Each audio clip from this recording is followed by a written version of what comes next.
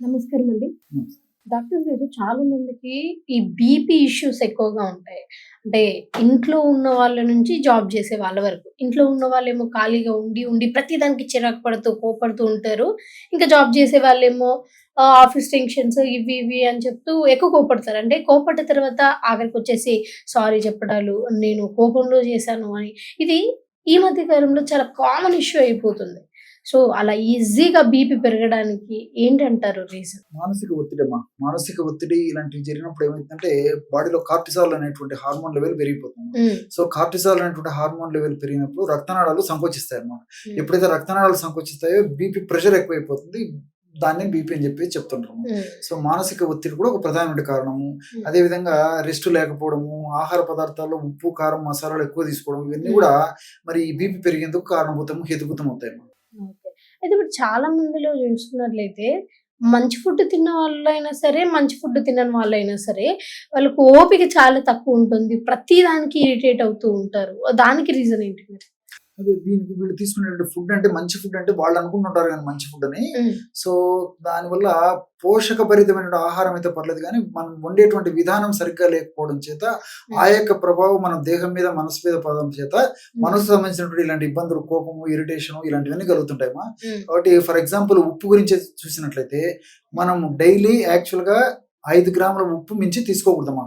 Okay. కానీ సగటు మనిషి 15-20 గ్రాముల ఉప్పు తీసుకుంటాం ఓకే. ఒక్క రోజులో? ఒక్క రోజులమ్మా. హ్మ్. ఉప్పు తెచ్చే ముప్పు అని చెప్పేసి హ్మ్. మరి మాక్సిమం 5 గ్రాములు తీసుకోవాల్సినటువంటి మనుషులము హ్మ్. రోజు 15-20 గ్రాములు ఉప్పు తీసుకుంటున్నాం అంటే క్రమక్రమంగా ఇంత ఒట్టుడింత అయిన చందాన హ్మ్. కొన్ని రోజులు, కొన్ని నెలలు, కొన్ని సంవత్సరాల పాటు ఈ విధంగా వాడడం వల్ల మరి హ్మ్. శరీరం అతలాకుతలం అయిపోయి అనేక రకాల సమస్యలు వస్తాయమ్మా. హ్మ్. కాబట్టి ఏంటి దీని వల్లనే ఇలాంటి సమస్యలు. అదేవిధంగా ఆయిల్ రోజు దాదాపు ఒక 15 గ్రామ్స్ మాక్సిమం అంటే దాదాపు ఎక్కువ 50 ml 100 ml కూడా ఆయిల్ తీసుకునే పరిస్థితి చాలా మందిలో కలుగుతుందమ్మా. అవును.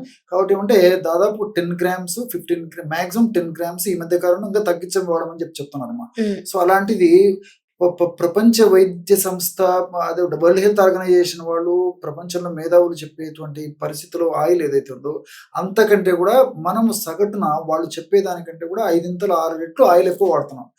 దీని వల్ల కూడా ఇలాంటి సమస్యలు వస్తున్నాయి అన్నమాట. హ్మ్. సో మనం తీసుకునే ఆహార పదార్థాల యొక్క ప్రభావం మన దేహం మీద ఉండడం చేతనే సరిగ్గా వాటిని సద్వినియోగం చేసుకోలేకపోవడం చేతనే ఇలాంటివి కలుగుతున్నాయి. అయితే డాక్టర్ గారు ఇంట్లో ఉన్నప్పుడు నాన్నగారు లేకపోతే అమ్మో ఏదైనా అరిచినప్పుడు కొంచెం మంది భయపడుతూ ఉంటారు. కాళ్ళు చేతులు వణుకుతా ఉంటాయి. అయితే వాళ్ళకు ఎంత చెప్పినా గాని వినరు. మీకు బీపీ వచ్చిందేమో హాస్పిటల్‌లో చూపించుకుందాం అంటే, లేదు నేను చిన్నప్పటి నుంచే ఇట్లనే కోపం చూపిస్తా అని అంటూ ఉంటారు. మరి అసలు బీపీ వచ్చింది అని అనడానికి మనకెట్లా తెలుస్తది? అండ్ ఇది నార్మల్ కోపమే అని అనడానికి ఎట్లా తెలుస్తది?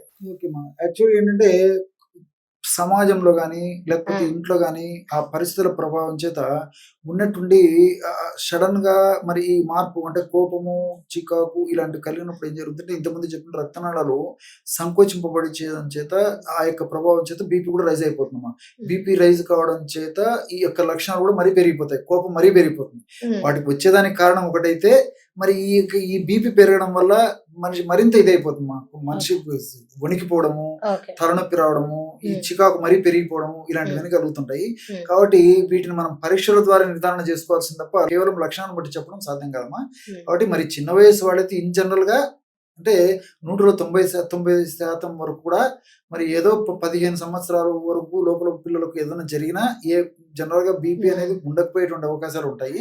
హ్మ్. జనరల్‌గామ్మా. హ్మ్. సో మరి వయస్సు వచ్చినటువంటి వాళ్ళలో ఈ యొక్క పద్ధతులు ఉన్నప్పుడు డాక్టర్ వద్దకు వెళ్ళేసి పరీక్ష చేయించుకోవడం మంచిదమ్మా. ఇంట్లోనే ఉండి బీపీ తగ్గించుకోవాలి అంటే ఏమైనా మంచి ఫార్ములా ఉందా? 100-150 ml బీట్రూట్ గడ్డల రసం తీసుకోవాలమ్మా. ఓకే. సో ఇవన్నీ మనకు దొరికేవే ఈజీగా తయారు చేసుకోవచ్చు. హ్మ్. 100-150 ml బీట్రూట్ గడ్డల రసం తీసుకొని ఒక గ్రాము ఎలాచి పౌడర్ హ్మ్. అందులో కలిపేసేసి రోజు ఒక్కసారి తేనె వాడదైనటువంటి వాళ్ళందరూ కూడా కాస్త హ్మ్. తేనె కలిపి తీసుకోవచ్చు. తేనె వాడకూడనటువంటి వాళ్ళు ఎవరైనా ఉంటే మరి తేనె మినహాయించేసి కేవలం బీట్రూట్ గడ్డల రసము, ఎలాచి పౌడర్ వాడితే సరిపోతుందన్నమాట. ఓకే. 1 గ్రామ్ ఎలాచి పౌడరు, 100-150 ml బీట్రూట్ రసం 2 హ్మ్. కలిపేసి తీసుకోవడం వల్ల మరి బీపీ చాలా ఫాస్ట్‌గా తగ్గిపోతుంది. అంతేకాకుండా ఈ యొక్క స్ట్రెస్ లెవెల్స్ తగ్గిపోతాయి. మానసిక ప్రశాంతత వనకూరుతుంది. మానసిక ఒత్తిడి తగ్గేటువంటి పరిస్థితి ఏర్పడుతుంది. సో మల్టిపుల్ బెనిఫిట్స్ నేను చెప్పినటువంటి ఈ ఫార్ములా వల్ల కలుగుతాయమ్మా. ఓకే అండి. మంచి ఫార్ములా చెప్పారు. ఈ ఫార్ములాని ఫాలో అవ్వండి మీరు గూడా. సో, థాంక్ యూ అండి. Thank you so much. Okay.